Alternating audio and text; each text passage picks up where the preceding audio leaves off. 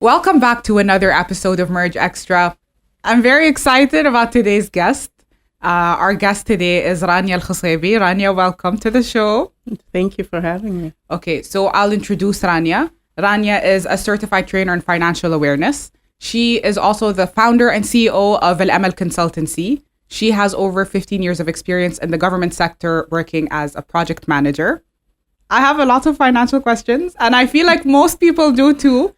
But I'm very excited for today.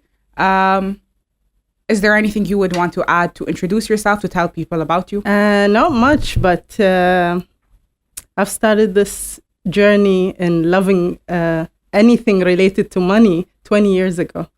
So this is an accumulation of everything I've learned, all the mistakes I've done, and I'm just trying to share it with people so that maybe I can save one soul at least from making the same mistakes. You have, so I'm assuming Al Amal Consultancy is where you consult people on money matters, right? Yes. So I do one-to-one consultations with people on personal finance. Mm-hmm. And I also work with corporates on workshops, programs, and I also do some marketing. I actually met you the first time. You were coaching young women in the Sidra program. Yes. On financial issues, financial matters, how to manage their finances. Yes. Okay, my first question, which I'm very excited to ask. I'm curious what the most common matters people come to you for and what kind of financial concerns do they mostly come to you for? Yeah. So most people tell me I can't save or I don't have enough money.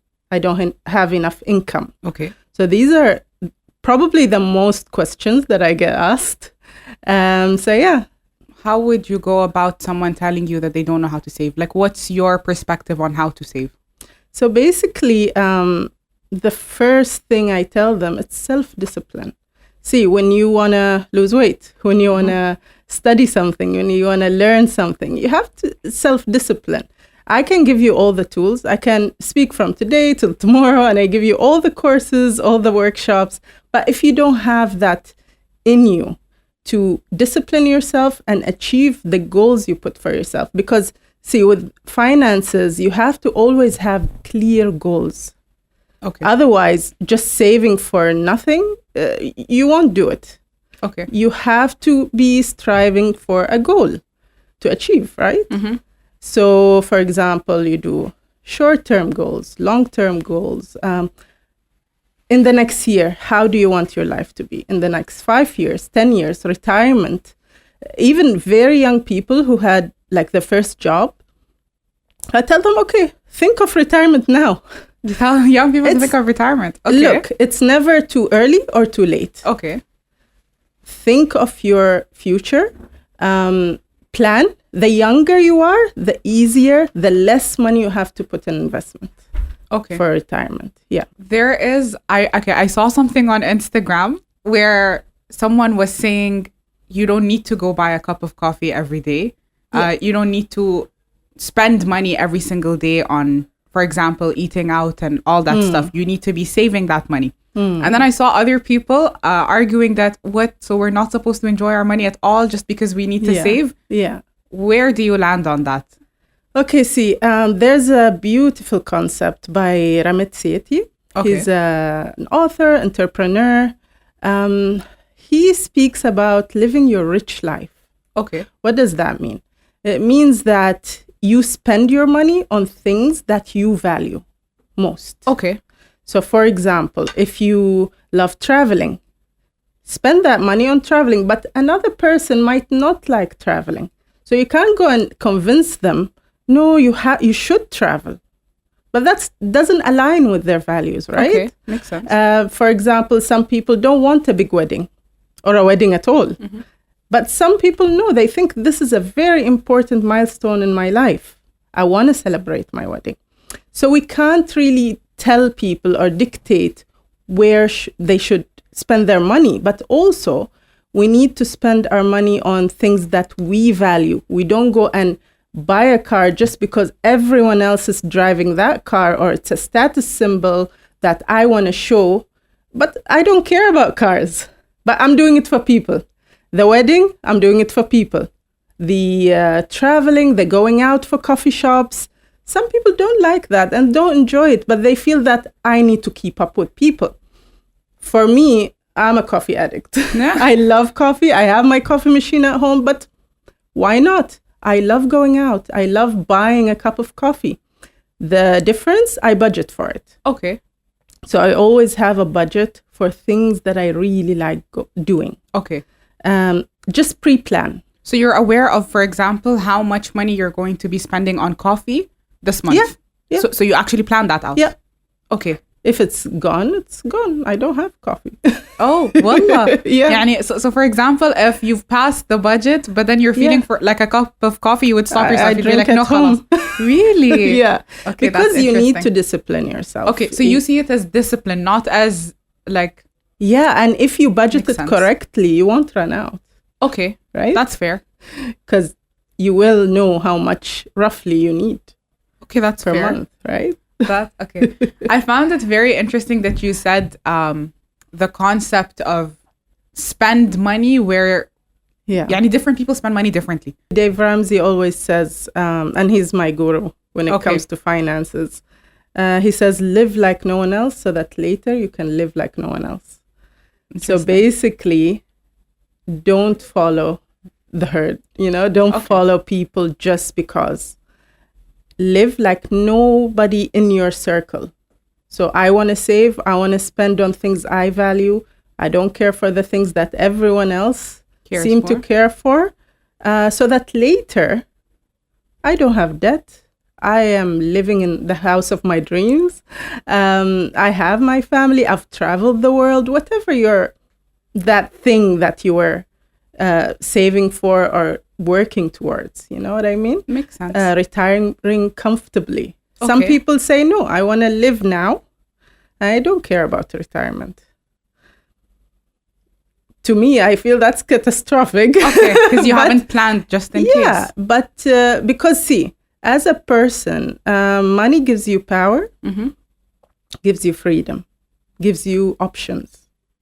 You don't want to be in your 70s and then relying on your kids, relying on the government, relying on charity to live, to survive. God gave us money as a form of strength.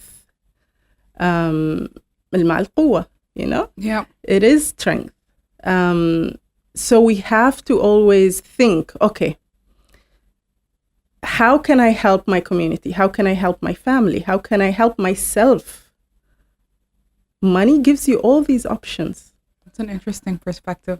Yeah, because look, people that think I will live today and I don't care about tomorrow are a bit selfish. Okay. Okay, there is a concept of the rich life, correct.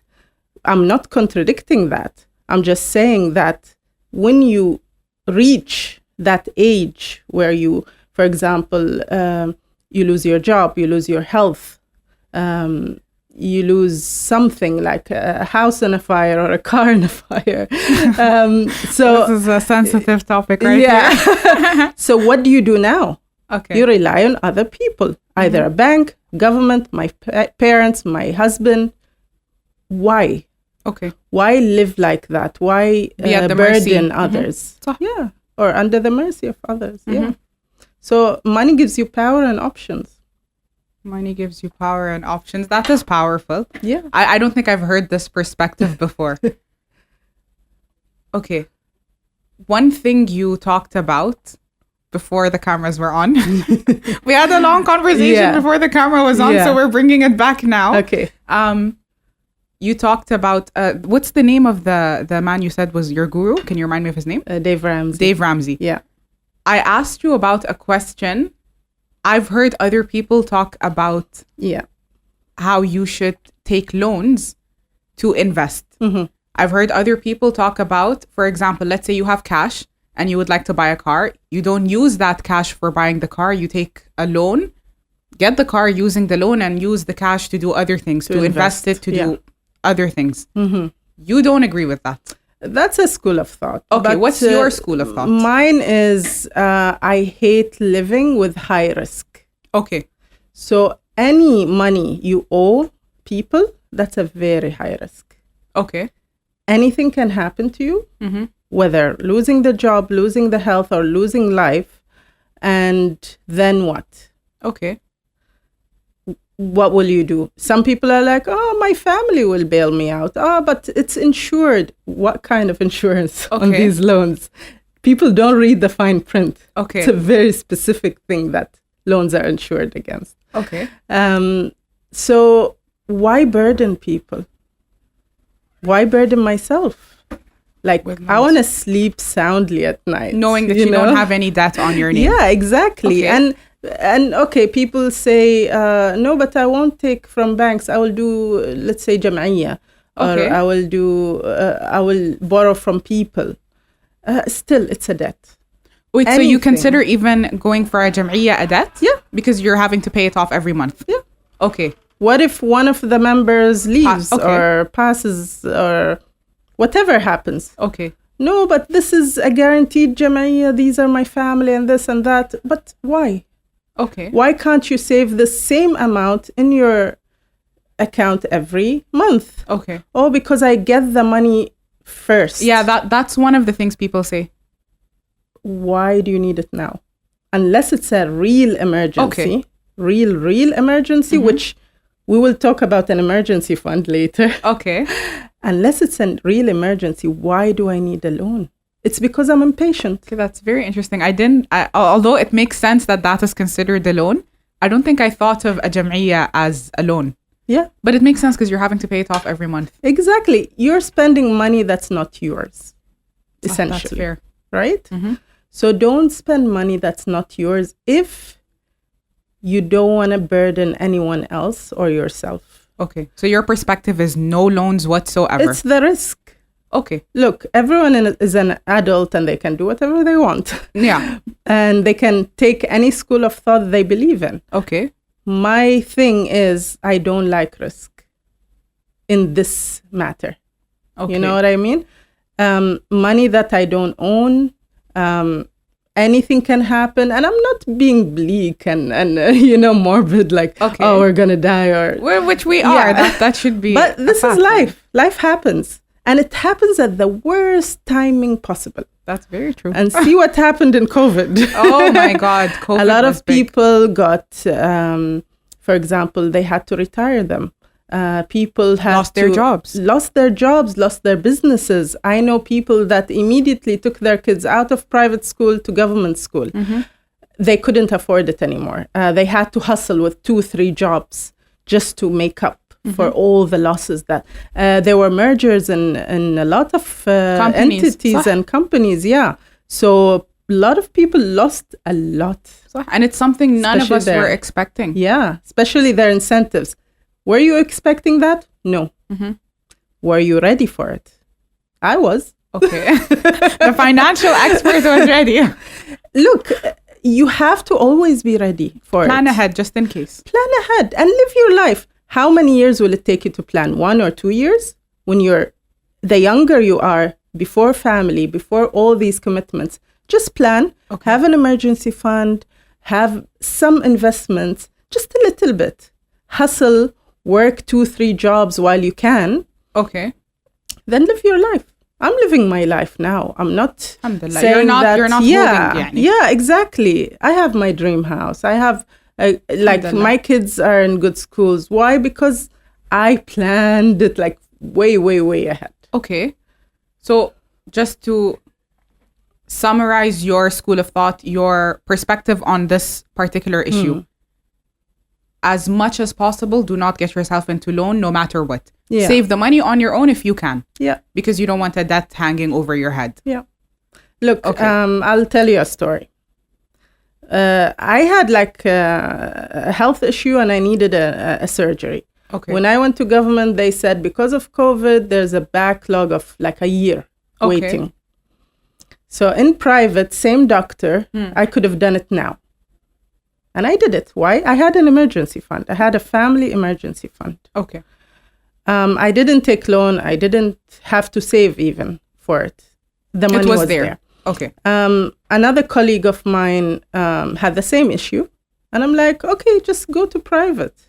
And she's like, oh, we can't afford it. It's not an option for us. So then it tells you what? Money gives you options. You can go anywhere you want. Okay. If need be, right? Mm-hmm. So an emergency fund, if you want me to give you like a definition. Brief. Okay. It's basically, let's say you have fixed expenses, like your bills, your salaries or something. All these fixed expenses, let's say it's 1,000, just to make it easy. That's 1,000 per month. Multiply it by either 3 or 6, whatever you're comfortable with, and however big your family is. Maybe if it's a single person, maybe it's just 3. And a single person will have much less expenses. Maybe it's just 200 riyals. Okay. So multiply that by 3, keep it aside, keep it like liquid. Like it's not... you can't touch it. You can't... don't invest it. Okay. Don't invest it so that you get easy access to it. And just keep it aside. Don't take a bank card for it. Don't link it to your app. Okay. Put it somewhere where you have to physically go to the bank and withdraw. Oh, I thought you meant like hasala. How do you say? You can. Okay. You can put it like in a money box or in your safe. But it's just to prevent you from using it. Because a lot of people will come to me and like, Rani, but I see the money and I can't. Is it possible not for them, it. for example, to when it reaches a certain amount, go buy a gold? Yeah. Okay. Yeah. So because it's like Gold you don't is see physical good. money, so it's a bit better. But then you don't want to have an emergency and gold prices are way down. Do they go down? That's my question. Because what I keep seeing is they go up, up, up, up, up. Do they actually drop? Like they do drop, but with time. So the more time goes by, it will be up. Okay. No matter how much it drops. It drops, yeah. Okay. So it's a very, very safe investment. It keeps your money's value. Okay. So overall, gold is a safe investment. Most likely over time, it will just go up. It doesn't go down. It just keeps the value of your money. Like it doesn't get affected with inflation. Okay. Because if you have savings and let's say 10 years pass, with inflation, the riyal will buy you less. Yeah, will buy you less than 10 years later. Okay. But the gold won't change. Okay. Yeah, so it's more for keeping the value of money, not much for getting high return. High return because it needs to be long years. Okay. Yeah.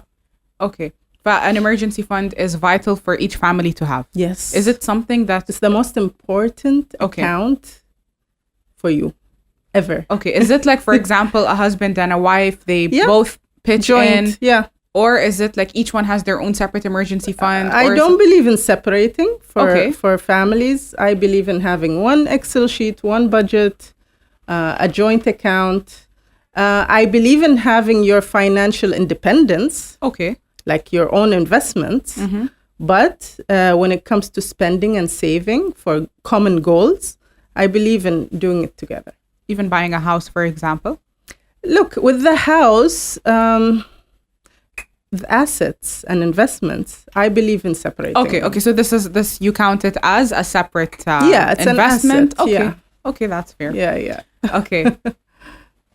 Back to the loan situation. Yeah. I was reading this morning. I actually opened to check. You know about the Fakkurba initiative? Yeah. Okay. That initiative is basically, it has been set up by, I think, the Oman Lawyers Association to get people out of debt. And the last number I saw was almost 6,000 people that they had to bail out of jail because of debt-related reasons. Exactly. What is the reason that so many people are in debt? And that's like 6,000 that they got out. There are still probably thousands that are currently in jail because of debt-related reasons. How do people... Of course, each one has their own unique story. SubhanAllah, someone, maybe she became a widow, or someone, for emergency. Someone, for example, maybe their company went bankrupt and then they couldn't pay it off. So different reasons. But overall, is there a reason a lot of people are in debt? I feel culturally, we don't frown upon debt. Like we actually encourage it. In what way? Like you finish school, They're like, okay, take a car loan. It's fine. Take a marriage loan. Take a house loan. So we're encouraged to take loans in this culture, you think? People will tell you take a loan to invest, will tell you to, and a lot of even financial people will tell you that. I feel that culturally we are used to it. Okay. Like, I want a car, okay, I have to buy it now. Why now? Why can't I have like a cheap used car and then go up? When you can afford it. Yeah, okay. Exactly. Save for it. You don't need it now. Okay. You know what I mean? That's interesting because I was having a discussion with someone and he was telling me that everyone is telling him he has to buy a house right now. Yeah. In his particular situation, he was explaining to me that currently they have, like, he just got married. Of course, he would like to own his house in the future, but he wants to save up for it. He wants to minimize the amount of debt. Currently, where he is, which is the sense of like he is renting and it's just him and her. They're both very happy, but when he tries to tell someone that it's fine, we're saving up for it, inshallah, it will come in the future. And I've actually heard this as well from many people. You don't have a house to your name. You're a man and you don't have a house to your name. So here in Oman, I have heard that quite often, where it's such a shock that, oh my God, you got married and you don't have a house. Exactly. But then at the same time, I hear so many people complain, oh my God, I'm so stressed. I have I don't know how many loans. And it's such a big thing. And it's breaking my back. They say it a lot. Like, it's breaking my back, this loan. And then she also wants to travel and I want to, or we just got a kid and now I have to pay for the kid and the loan. It becomes such a big thing. But what I didn't understand, why do we all have to have a house the second we... I understand we cannot rent forever. But I don't understand the mindset of having to have it immediately and breaking your back for it and then potentially becoming, God forbid, one of the stories we hear in the Fakirba initiative. That's where living like no one else comes. Okay. So don't listen to anyone. Okay. Just live according to your plan. And you can build your dream house in 5-10 years. You Which don't have I to did do it now. actually. Really? So you waited? Did that. I waited 6 years for my dream house. And when people come and tell you, why are you renting? Well, a lot of people were very, very against our plan.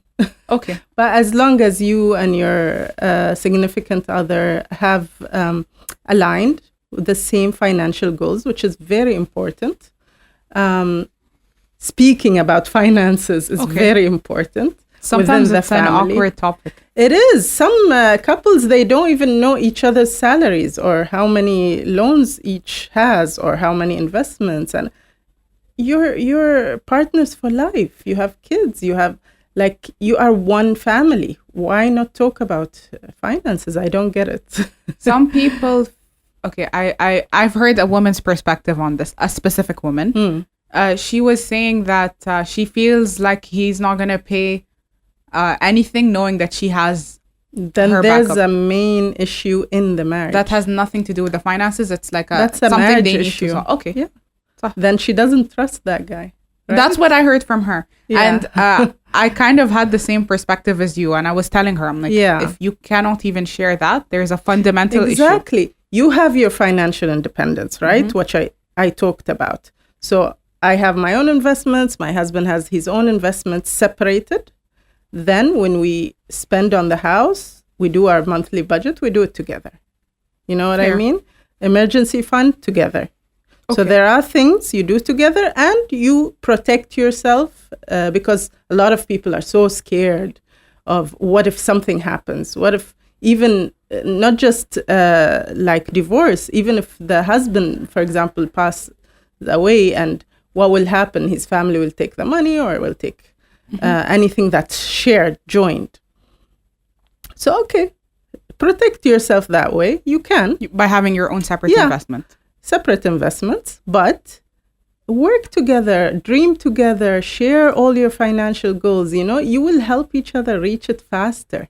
You know, it's better doing that with someone that you really trust and you dream and you like, okay, in 5 years, what are we going to do?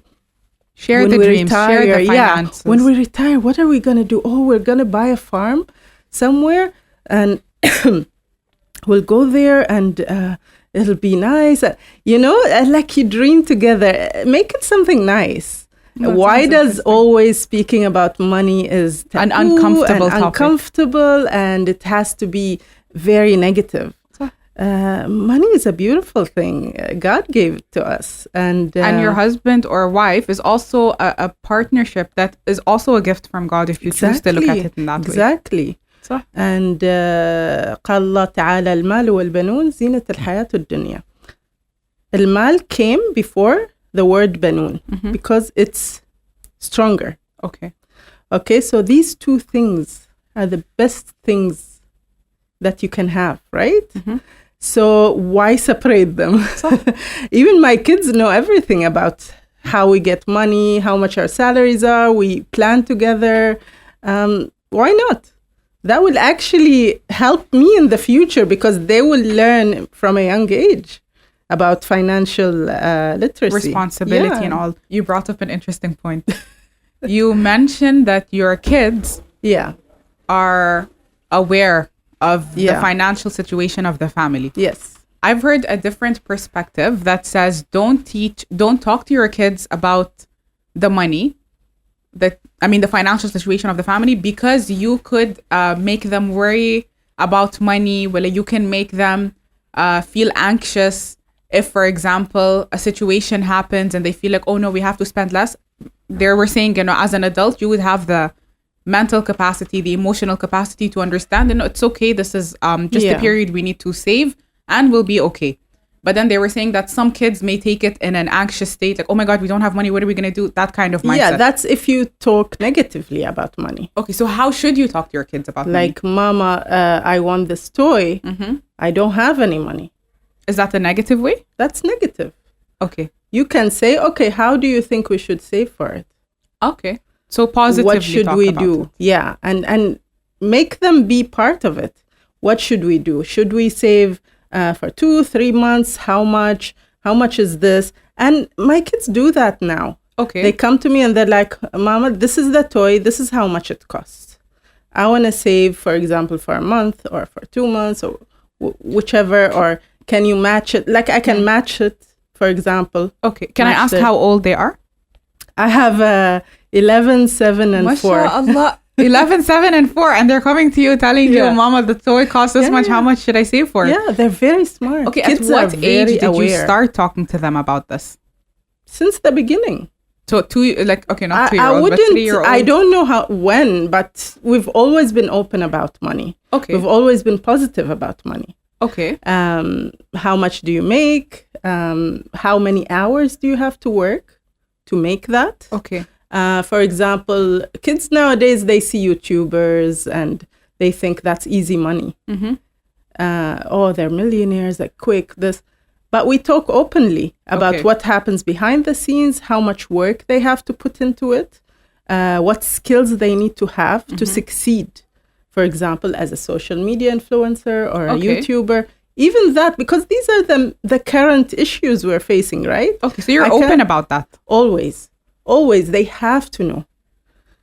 Kids are so smart. They pick up on everything. Even a look you give your partner when they want to pay, when you want to pay something and you can't afford it or whatever, they will pick up on it. So let's not underestimate them. Okay. Okay, you said that kids are very intuitive. They can pick up things. Yeah. Another thing about kids is that they tend to talk. Yeah. Something you said when we first started talking about this right now was that you would share openly with your kids your salary. So what happens if your kid, for example, in the next family gathering goes like, my mama makes this much per month? Yeah, see, are you okay with that? This comes to family values and family rules. Okay. What's discussed in the house doesn't come out of the house.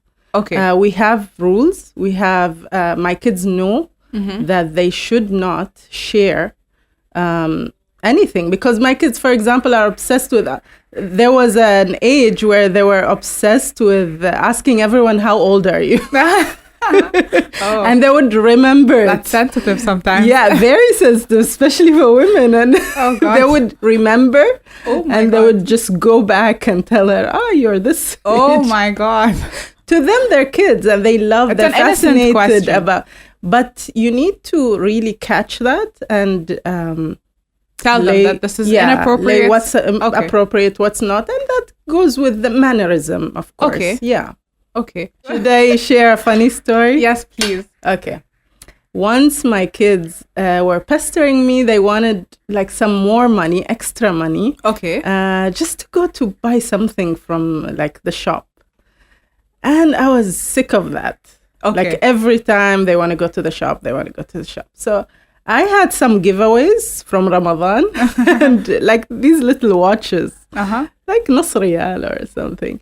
And then I picked that bag and I gave it to them. And I'm like, you know what? Go sell it. Uh-huh. And we live in a large compound where all our family live Okay. close by, and cousins and their kids. And I'm like, go sell it and the money is yours. So they went. A few minutes later, they come, empty bag and 1.5 riyal. And clearly the bag was full. That's not 1.5. And I'm like, what is this? And they said, Mama, people, the kids just took it and none of them wanted to pay. I'm like, I'm sorry, you failed. Okay. That's all the money you get. They're like, wait a minute. They go, run off, come back with half full Oh my God, bag they took some of the watches back. and more money. Oh my God. Whoever didn't pay, they pulled the watch back. Okay. I was so, like, I thought when I told them you failed, they would just stop trying. I was so shocked. But that's impressive that they went That's back very impressive. to go Yeah. and fight for their And see, haq. these are life skills. Okay. And a lot of families are ashamed of letting their kids try and sell and do and have an Instagram page or have like sell bracelets Sell or cookies. I've seen someone sell cookies, cookies. a child. lemonade. They're very ashamed, or they will say, "Oh, this will like take them away from their studies." Like they're in front of the TV most of the day, right? Or gadgets. And they or- need activities anyway. exactly. So why not make it fun? And that's how they learn, right? Okay. About money. Yeah. So don't be like shy or afraid. And alhamdulillah, like the new generation, especially with new parents, they love doing this with their kids. I've seen a lot of young people Motivate their kids. yeah, very entrepreneurial. Alhamdulillah, like even after COVID, I feel there's a big shift in Oman that Alhamdulillah, yeah, which was a lot of- needed. a lot of people, and even the government encourages it a lot. And صح. there's a lot of incentives for that. So becoming entrepreneurial, trying to do freelance or to do a business, and that's beautiful. Okay. I love that shift, what's happening. That's why I work with youth mainly. I love the way they think. Okay. They always surprise me. Like they just come up with the Creative things. Yeah, creative things that in my time we never dared doing, you know? Okay. Like some people will graduate and they're like, no, I'm not looking for a job. I'm just They going want to to start their my own thing. Okay. And I'm like, horror, you know? That's not what we're used to. Yeah, like no, you have to work in government. you Okay. know? Have a secure and safe job. But we learned that there's no secure and safe job at all. You just need to really work on your skills so that you survive anywhere. Okay. Right? That's Yeah. fair. There's something you said when you shared your story that struck me. The fact that after you told them, okay, khalas, that's all you get, they went and they Went took back. the watches from the people who did not pay and they asked for their money, and Yeah. those who did not pay, they took their watches back. Yeah. I've actually noticed that there are big companies. I mean, obviously, I've seen it here, but then I'm 100% sure this happens all over the world, where sometimes they will take a service from an individual or from someone else, and they will not pay for it. And then when you question this, yani, okay, why didn't you ask for your money? You question the person. Why did you not go and make sure you got your money?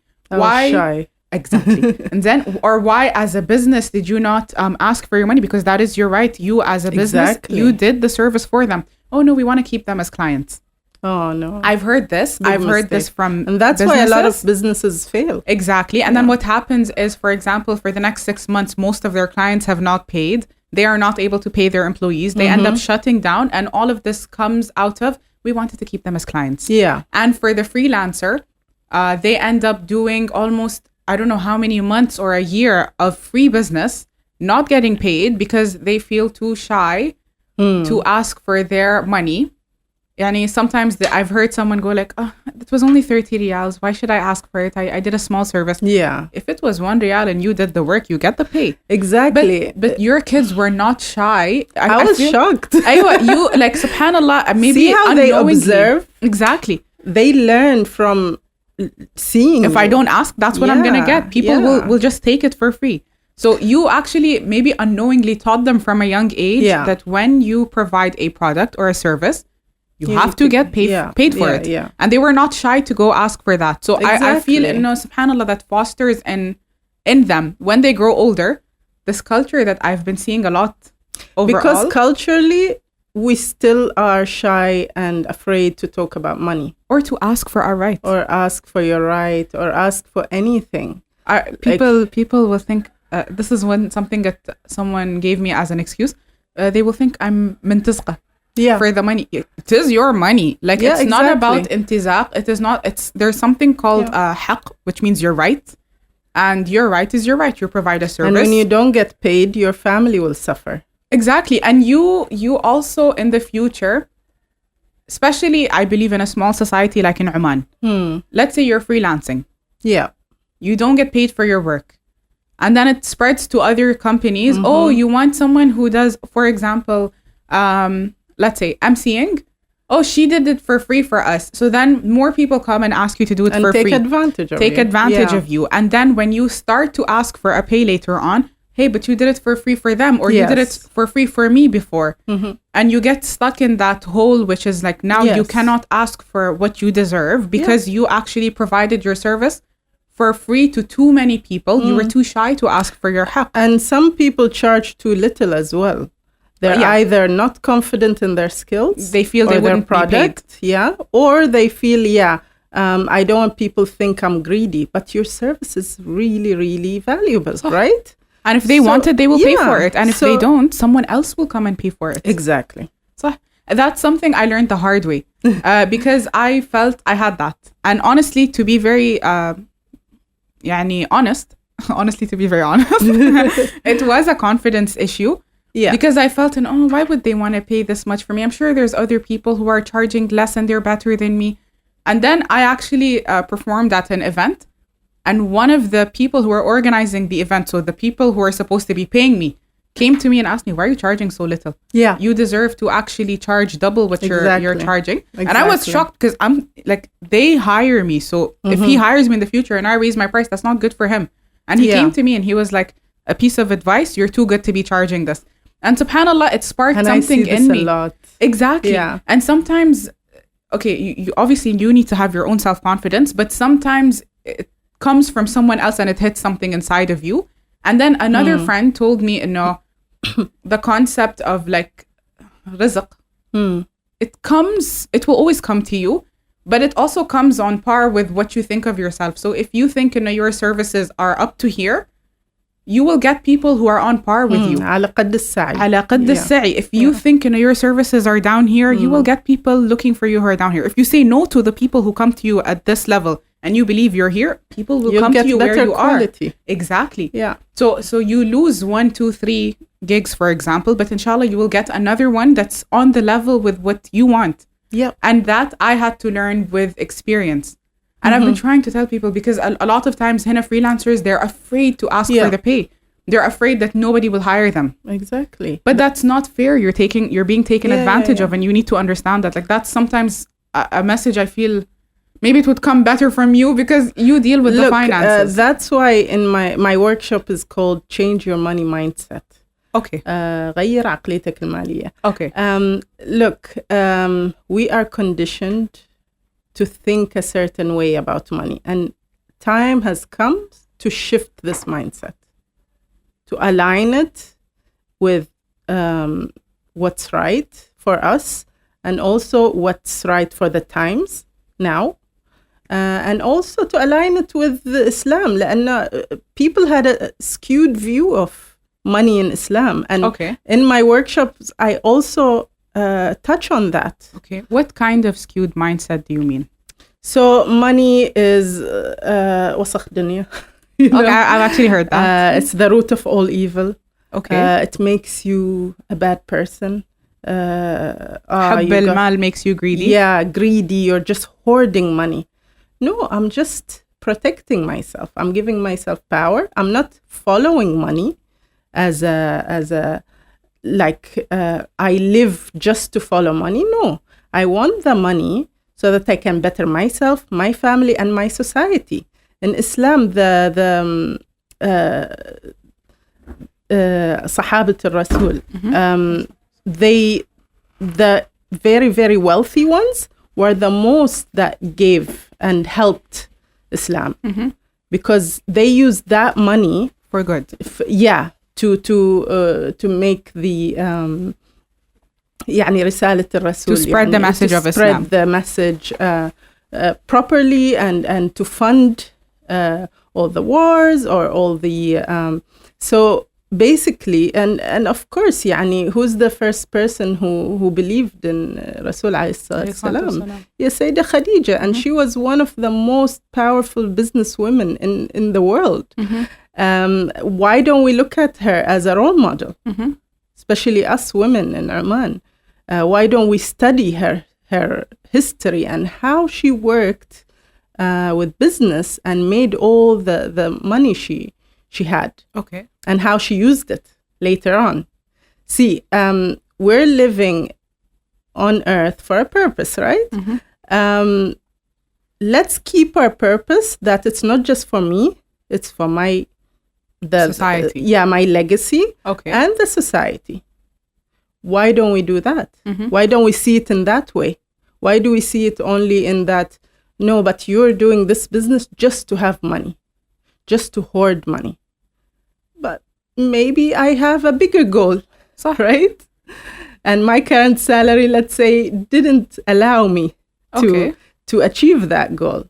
Okay. On this concept of a lot of people who follow their religion are afraid to make more money, or they think of money in a negative mindset.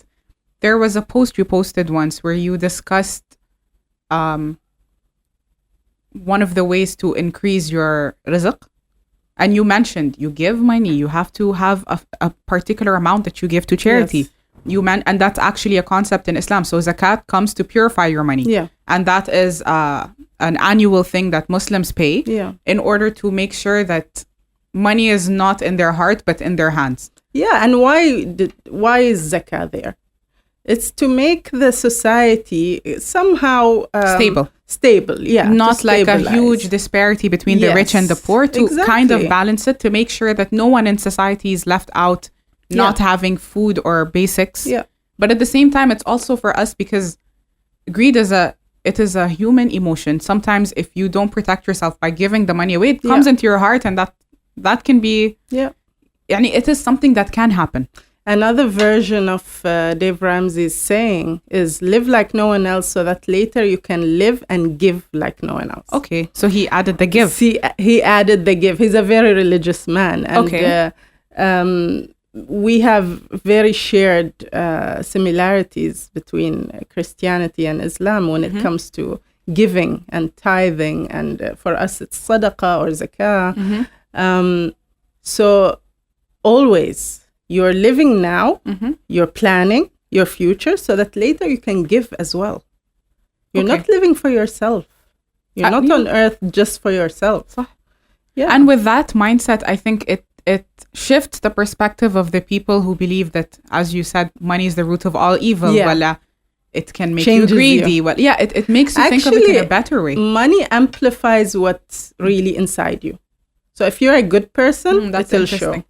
Okay. If you were a bad person, it'll show. That's interesting. Because we have seen people, for example, especially in countries like Oman, where, for example, true colors come after someone passes away and the inheritance is passed. I'm actually shocked at how many stories showed us how some people, when the inheritance comes, their first priority is, how do we distribute this in a proper Islamic way where and the reason I say Islamic is because Islam makes sure that everyone gets their rights. Exactly, in the proper way. Aywa. And then there's other people whose mindset is, how can I make sure I get the most? And get loopholes. Get loopholes, exactly. And subhanAllah, it's the second the inheritance comes out, go Fights. to the courthouses, and it's shocking how many cases we have. So Very true. Your perspective on money brings out the true colors of subhanAllah. I've That's seen it. not money that made them evil. That's what's inside them, SubhanAllah, got amplified, and it shows now. Because a really good person, when they become really, really rich, what is the first thing they'll do? They'll just give. صح. They'll build schools. They'll give to the poor. They'll see it as an opportunity from God to be a benefit to society. Yes, exactly. And a lot of millionaires gave away all their fortunes. Or they live with what they need and the rest of it is for the people. Exactly. And that's the difference. You can see it with the new money, old money concept. That's true. The people that they've always had the money as a legacy from a lot of, like from the grandfather to the father to the kids. These people, they lived with the concept that, let's say, I will live normally. And then whatever is excess, I can give it. Yeah, that's a good way to live. You know what I mean? Yeah, that makes sense. Yeah. Okay. Different people have different salaries. Yeah. But I'm sure there's a general rule of when you get your salary, first thing you get your salary, you say that you need to manage that money. It's not a random spending for the month. Yeah. We actually have a lot of people who, let's say, for example, the second week comes in. Oh God, when's the next salary coming? I've already finished all my salary. Yeah. But clearly, if you manage your finances, most likely you will not be reaching that stage. Exactly. And it doesn't matter how much your salary is. Okay. So how would someone, I got my salary in my account. Now what do I do? Okay. See, when people come to me for a consultation, the first thing we do is work on their background and their financial situation. Okay. So how did you grow up? What's your mindset about money? How do you view money? So mindset is very important. Yeah. Mindset of scarcity or abundance. Okay. Do you see it a good thing, a bad thing? How did you talk about money at home? Was it always something not there? Okay. Or was it always a source of strength? Okay. It's a psychological thing, by the way. Okay. The way you spend money relates to you psychologically, how you were raised about money. So, because I can give you the tools now. One can succeed, one can fail. Why? It's their mindset. Okay. It's the way they look at money, right? Okay. So the first thing is, what's your net worth? Where do you stand today? How much? Is that if you have savings, yani? No, how much do you owe and how much do you own? Okay. So what you owe is all the debts, and what you own is any asset, any investment, even your salary, even your car. So what you own at this point of time. If it's in the minus, good luck. So it's what you own minus what you owe. If it's a minus number, then you need to work on that first. Okay. Because look, you can't just jump into. Some people come to me and they're like, I want to invest. And like, let's backtrack. At the start of this conversation, before the cameras were on, the first thing I said was, I want to invest. Exactly.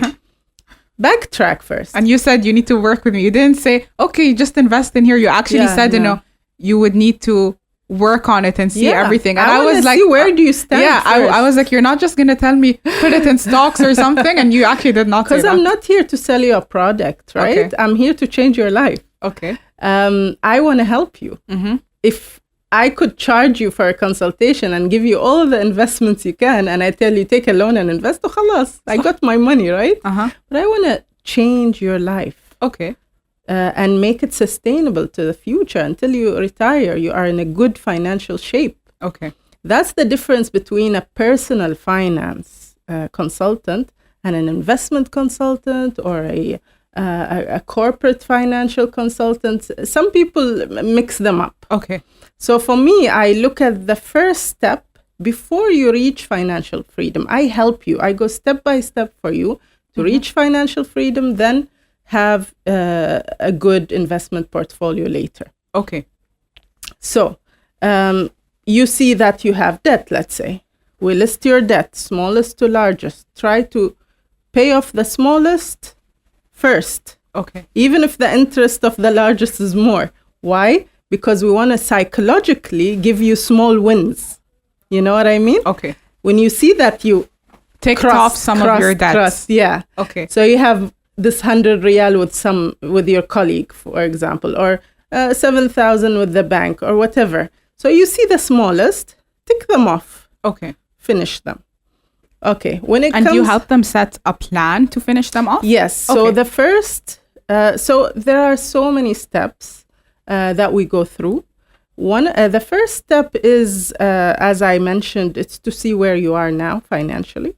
The second step is, what's your weakness? Okay. Interesting. So as a person, my weakness is my salary is very low. So how will you achieve that plan? Okay. It doesn't even cover your expenses. Okay. My salary is very low. I'm a person that spends a lot, for example. So there's a lot of issues that we need to work with first. So we see your weakness, okay?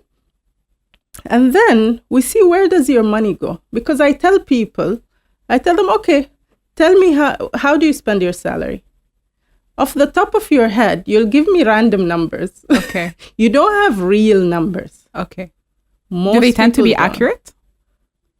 And for example, if someone goes like, I think I spend like 50 riyals on coffee petrol, or petrol, do you and feel then like it's that's usually 80. accurate? Ooh. So that you see that, yani. We see that because we do the next step.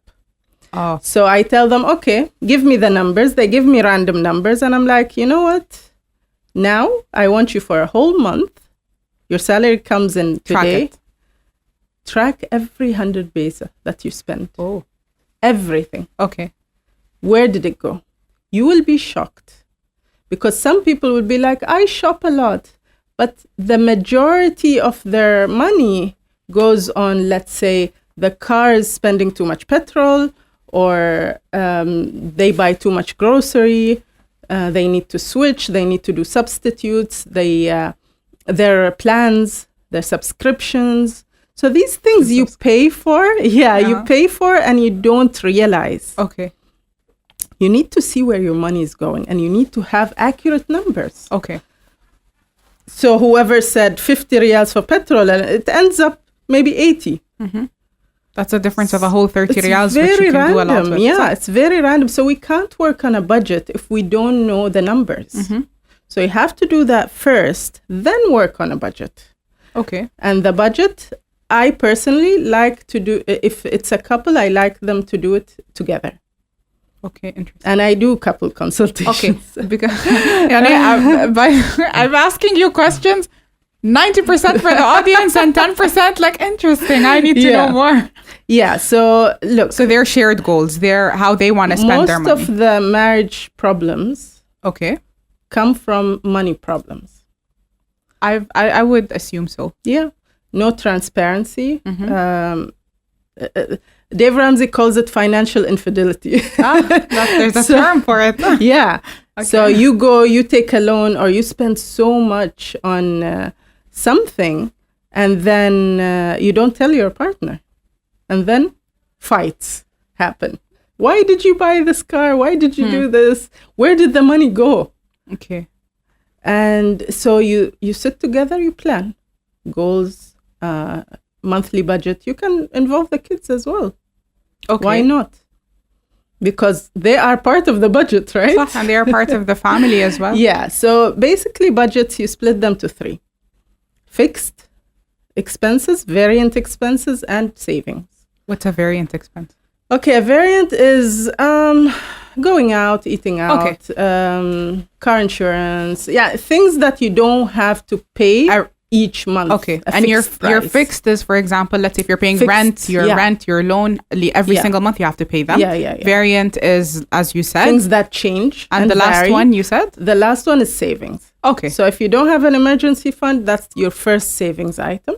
Okay. And you give it a timeline. In my page, I have like a formula of how to plan for a financial goal.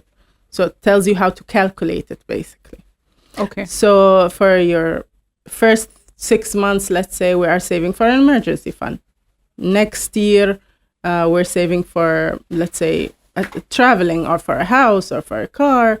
So these are the goals, the shared goals between. And that's how you family. determine how much you'll be saving, Yeah. where it's going Yeah. to go. As you said, if you Yeah. save, it can't be like, I just have a random savings. It's Yeah. either this is my emergency fund or this is for a house or for a Yeah. travel or for something. You So need to have a every goal. riyal has a purpose. Okay. Basically, you don't keep money floating. Okay.